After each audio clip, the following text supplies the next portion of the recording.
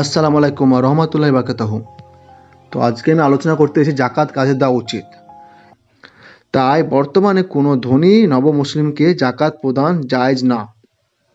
৫ নম্বর কি দাস মুক্তির জন্য, যেহেতু বর্তমানে দাসপ্রথা নাই তাই এই নিয়মটা কিন্তু বাকি নেই, এই খাতটিও কিন্তু বাকি নেই আর নেই। ৬ নম্বর হচ্ছে ঋণগ্রস্তের জন্য। ৭ নম্বর হচ্ছে ফি সাবিলিল্লাহ, তথা যার কথা হচ্ছে কি না আল্লাহর রাস্তায় থাকা ব্যক্তিদের জন্য। এখন প্রশ্ন হতে পারে আপনার মধ্যে যে আল্লাহর রাস্তায় কারা আছে?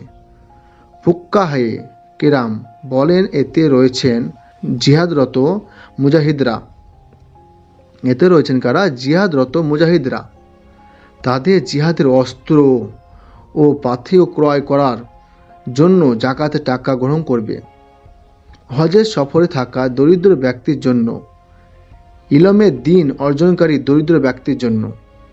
তো ৮ নম্বর হচ্ছে কিনা সফররত ব্যক্তিকে, যার টাকা পয়সা আছে বাড়িতে বাট কোনো সফর অবস্থায় সে অসহায়, তার কাছে টাকা নেই, সে টাকা না পেলে হয়তো সে বাড়ি দিতে পারবে না বা খেতে পারবে না, তাকে জাকাতে টাকা দেওয়া যায় আছে।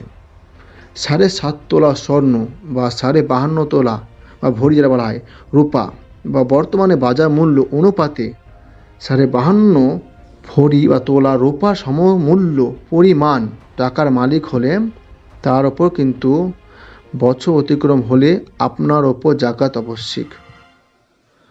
জাকাতযোগ্য